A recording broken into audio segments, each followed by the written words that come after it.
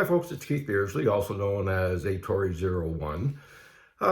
Trying a different format today. We're going to do a video one and instead of doing the handwritten blogs just to see how it works. They're certainly more fun than writing them all out. So what I thought I would look at today is, of course, today's events with the Conservatives once again jumping down the rabbit hole, trying to find that perfect leader. Perfect leaders don't exist. It's as simple as that. I've worked for a bunch of them. There's some on the wall behind me. They simply don't exist, and that includes Brian Mulroney, Peter MacKay, Stephen Harper.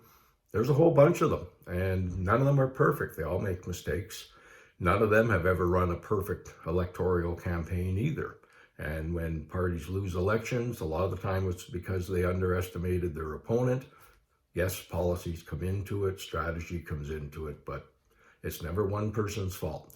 So what we have today now is obviously will be another leadership race, another waste of donors' money as all the individuals clamor for attention and have their hand out. But the big loser today is the public. It's the Canadian public. We've let Trudeau off the hook yet again. So here we are, runaway inflation. Gas prices today out here anyways were $1.50 a liter. Food prices are going up through the roof. And if you're a senior on a fixed pension, you know how difficult that's going to be. We have the truckers in Ottawa.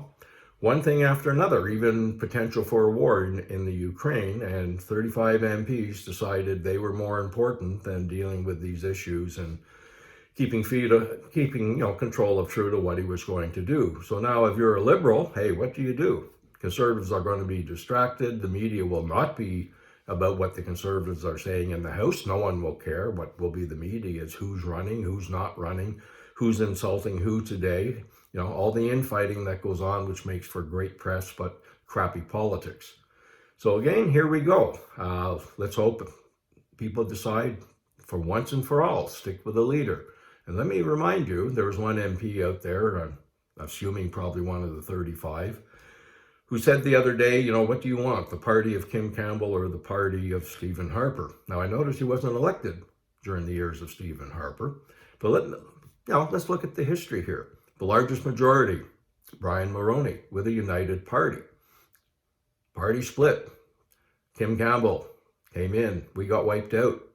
And we stayed wiped out. And neither the progressive Conservatives in those days or the Reform could do it on their own.